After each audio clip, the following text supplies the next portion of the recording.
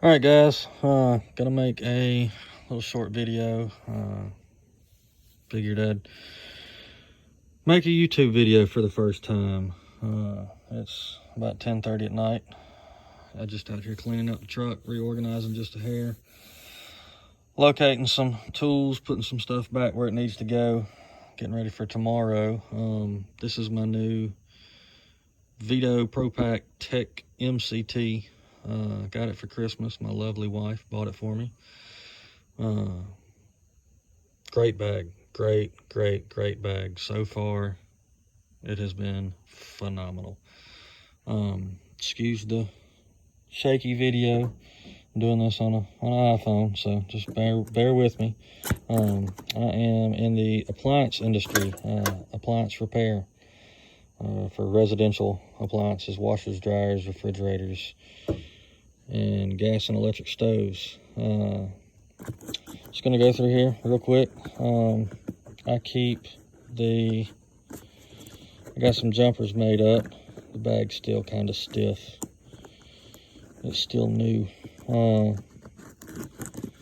Just keep some jumpers made up, testing stuff, running stuff with the case off of it. This is for a Whirlpool direct drive washing machine. I've got one in here for a Whirlpool dryer. Just a little 2-wire door switch. Quick checking. Obviously, you don't want to run a Whirlpool dryer with everything apart for too long, or else that element will be no good no more. How you like that English? Old style Whirlpool lid switch, direct drives. Up here, I keep just a regular big lighter, gas stoves. In the main compartment, I guess they call it the front because it's got the logo. I keep a little stubby, plain multi-stubby, Torx bits, 1/4 inch, 5/16 Phillips and flat. Love this little stubby. It is my go-to for a Torx bit. Part number, guys, there it is. Pick them up at Home Depot. My 1/4 inch ratchet wrench takes the 1/4 inch bits or 1/4 inch sockets. This thing comes in really handy if you're working on a gas stove and the nuts on top of the steel burners are all rusted off and you don't want to have to drill them out and open a bigger can of worms. You can stick this in there and drop the plate behind the knobs and just attack it from a different angle. Comes in really handy. Got a pick, taking apart wiring harnesses, wiring connectors,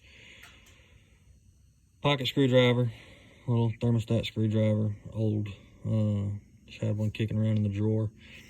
I use it for poking and prying and stuff like that. Another pocket screwdriver. It's not really a pocket, but it's thermostat screwdriver, some Baco. Milwaukee Rover light. This thing is crazy bright. Charge lasts pretty good minute on it. Magnetic. The magnet on the pocket clip. If you've got something substantial with some meat behind it, like this service bed, it'll stick to it. But if it's thin metal, it'll just slide right down. This magnet could be a little bit better. It will fall off if you bump it.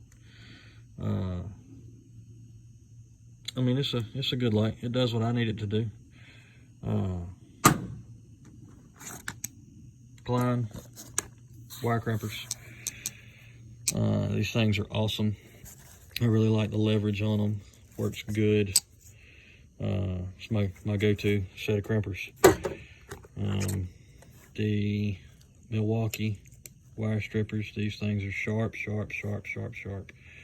Don't mess around and get your finger in there, because you'll see some blood on a heartbeat. The Vice Grip automatic wire strippers. These things are my personal preference. Sometimes you'll get in on a wire and the insulation won't want to break loose. And if it's in a hard to reach area, you don't have to put your whole body inside a side-by-side. Some side-by-sides are too small to get in. So these make it pretty easy. You just get in there and stick your wire in and pull it apart and it's stripped.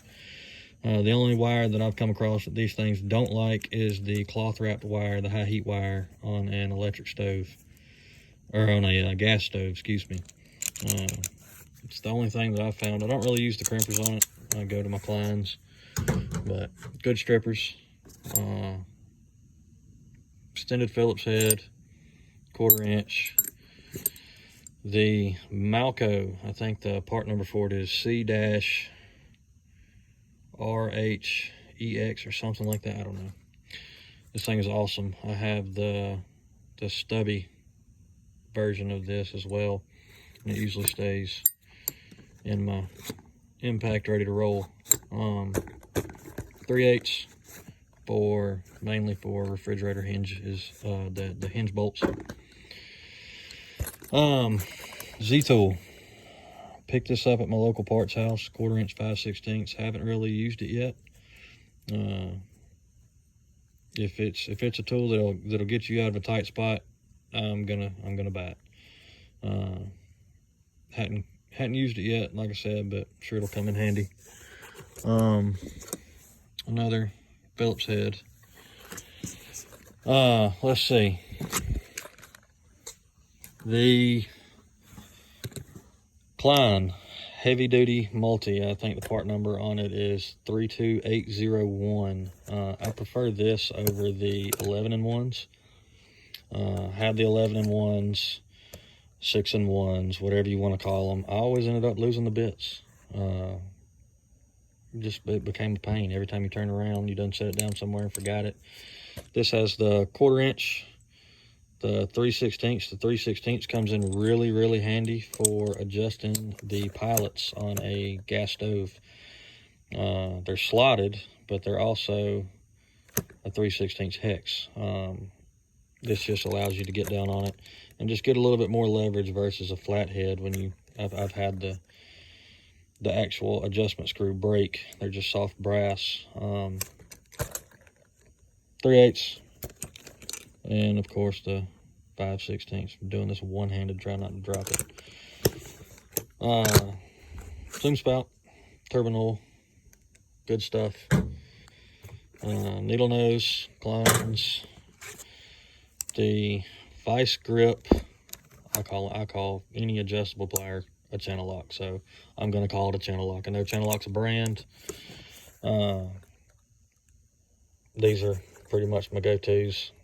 They work well, have a little bit better bite than the channel locks. I'd like to get my hands on a set of the Nipex here shortly. Klein Phillips head, Klein flathead, a 7/16 bit, or excuse me, bit.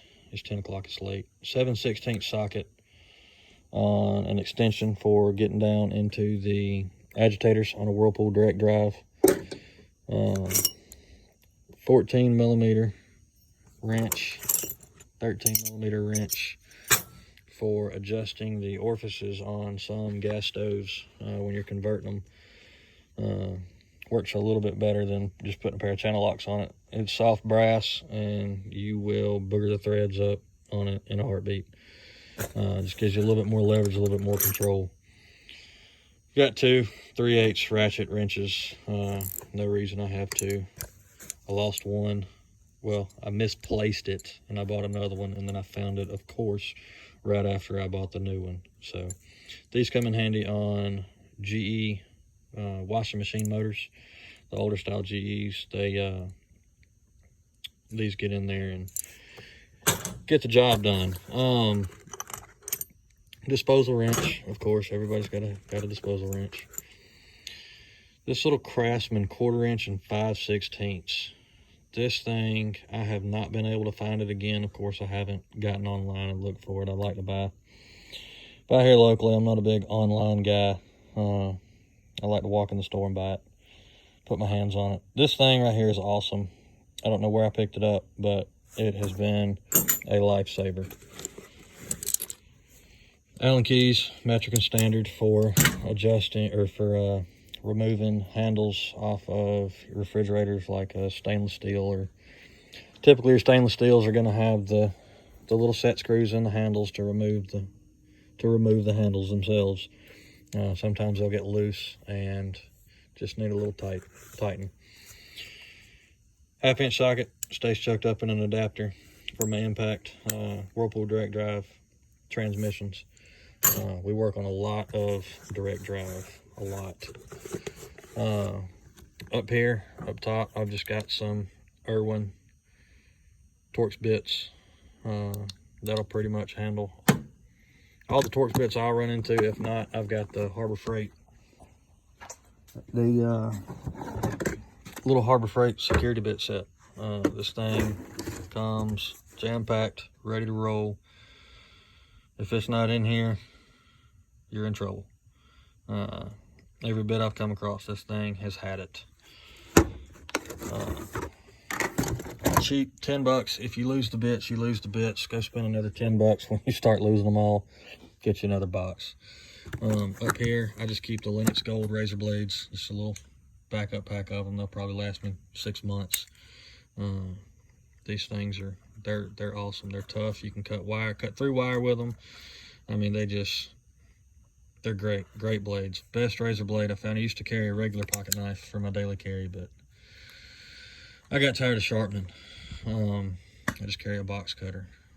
Works good. The drywall blades, actually, they hold a pretty good edge as well. I'm a Lennox Gold fan though. Over here on the side, I don't really keep anything. I've got a small little 16-foot Fat Max if I need to take a measurement or something like that for a refrigerator, but don't do a whole lot of measuring over here. Just tape loop, Scotch Super 33, good stuff. Little backup flashlight in case my other one dies. This is my go-to, the Streamlight Stylus Pro. I'm not a big fan of all the strobe stuff, multi-modes. I want it on, I want it off. If I need to strobe it, I can do it with my thumb. It's not a big deal. You don't need a tactical light in the appliance industry. Just my 2 cents. You might need one, I don't. Picked this thing up, 20 bucks at Academy. This is like my 3rd one. I love it. Good work light. If you use it a lot, it'll eat the fire out of some batteries, but keep a pack of AA's with you, you'll be okay. This top pocket up here, I keep an adapter for the K-type thermocouples. I got 2 of them. Once again, misplaced one, bought another one. Shortly after I purchased the other one, I found mine. This is just a little adapter to go in my south wire meter for the K-type. Down here, don't really keep anything down here yet. Plenty of space in this bag to carry whatever you want to carry. I was looking at the backpack version, but I have a tendency of bringing my entire truck into the house, and that's not necessary at all. This bag handles 99% of all my service calls. Little box with just your normal stuff, wire nuts. This is the big fat terminal spade connector for Whirlpool dryer half elements. Sometimes you'll get in if the customer's had an exhaust issue or an overtemp issue for quite some time. This terminal will be no longer usable, along with the wire behind it. So just cleaning everything up, try to keep from creating service calls while we're out. Everything we sell has a 90-day warranty, so if we're out there once, in my opinion, that's too much. Anything that I see that could be a future problem, I go ahead and repair it. The little small terminals, these come in handy on the lid switches, this style. A lot of times well, not a lot, but sometimes you'll come in if they got a loose connection on the male harness on this thing. It'll be all melted and everything, and it's nice to clean everything up. Know 100% you have a good connection. These will get you out of a bind. Self tappers, just some machine screws for terminal blocks that the customer decided they were going to change the cord on it, and of course they cross-threaded it. Just some little terminal blocks for repair. Your normal stuff. No need to come out of the truck, go back to the truck for a wire nut or for a screw or something like that. Just carry it with you, especially if you're in an apartment complex. Those stairs will give you a workout. Empty bottle of Rust Buster, same company that makes the Zoom Spout high side chemicals. This bottle I use for the defrost drains when they ice over. Fill this thing up with hot water, stick that little spout down the defrost tube, push the clog out. Once the clog clears, you can finish getting all the rest of the water out of the drain pan, or all the ice out of the drain pan, and the rest of the ice will just melt out with it. Voltage splitter, we mainly use these in the shop for doing checks on refrigerators, defrost checks. Easiest way to do it, in my opinion. Put the refrigerator in defrost, plug this in, clip your meter through the hole, and see how many amps you pull. If you're not pulling any amps, something's wrong with your defrost circuit. Bimetal is faulty, or the heater is faulty. Just a quick test. I keep a mirror for mainly so I don't have to bend down, working on the GE washing machine motors with the inverter board on top of the motor. They'll flash a code. The first thing I do is pull the panel and go straight to the motor, see if I got a code. You just extend this thing on down, get up underneath it, and read your code. Just keeps you from bending down. This industry, like a lot of other industries, will slowly but surely take a toll on your body. Gotta take care of yourself. Just some brushes, cleaning stuff up. Everybody's got brushes. Multimeter, clamp meter. I use the Fieldpiece SC53, an oldie but a goodie. This meter was given to me when I first got into this industry about, I want to say 7 years ago, 6 years ago, somewhere around there. I keep the silicone meter feeds by Fieldpiece. These things, they're flexible, they're soft, they do great in cold weather. We'll get to that Veto bag in a minute. Excellent in cold weather. The bag stays in the truck overnight. You know, you got on your first service call. We're in Alabama, so right now it's 62 degrees in January. But when it does get cold, the 3 days that it's cold, these silicone meter leads are nice. You don't really realize how much you say until you start filming a video. Pocket thermometer, little digital thermometer, reads maximum, minimum, Celsius and Fahrenheit. Don't use Celsius. We're in the US, I use Fahrenheit. Impact, Milwaukee Fuel M12. This thing is a absolute beast. There I go with the braking bolts on transmissions that the last guy behind you put Loctite on. If it doesn't break the bolt in half, this will surely get it out.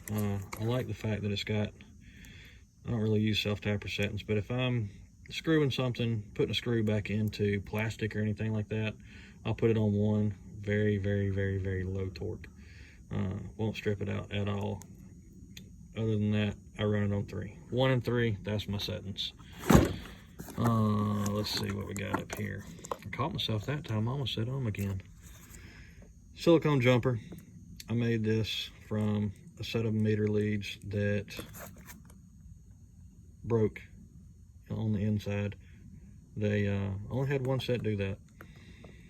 But yeah, use this for high voltage. Don't go and stick one of these little low voltage test leads on a 120 volt circuit, especially a defrost circuit.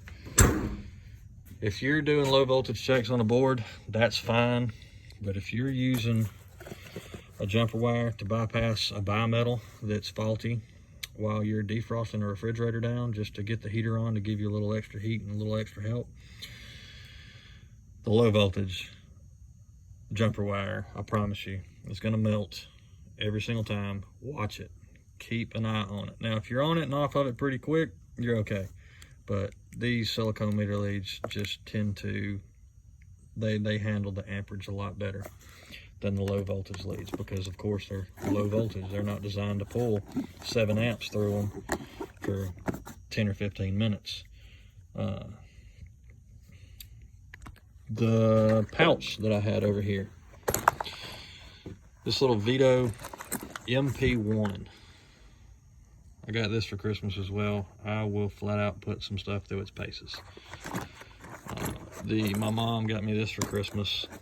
I use this bag for when I have to go into a house and it's absolutely filthy. Don't want to set my bag down. Some houses I can't set my bag down. If there is insects crawling around in the house, you know, just, I mean, there's some nasty folks out there. If you're going in to work on a stove and you see some insects crawling around, I got some news for you, buddy. You're about to see a bunch more. But this little MP1, I throw in what I need normally. It's my wire strippers, my channel locks, heavy duty multi Phillips, and a flat, and that'll just about get the job done. I'll carry my impact in with whatever bit I need. The roaches are no bueno. I mean, they might not bother you. They bother me, but I'm not going to be unprofessional about it. Some of our rental customers that we service have some pretty nasty tenants. You can use your imagination on that. But yeah, there's some houses you go into that you don't want to set your bag down. I promise you, if you set those things, if you set your bag down in a house that's got those little baby German roaches, they're going to get in your bag and they're going to go with you. They're going to leave the house with you. They're going to get in your truck. It's terrible. It's awful. Yeah, so that's what I use the MP1 for. Good little bag. You can clip it through your belt, or it's got the little pocket flap. I really like the pocket flap, just to stick it in your back pocket and go. You need to go hands-free. But that's it, guys.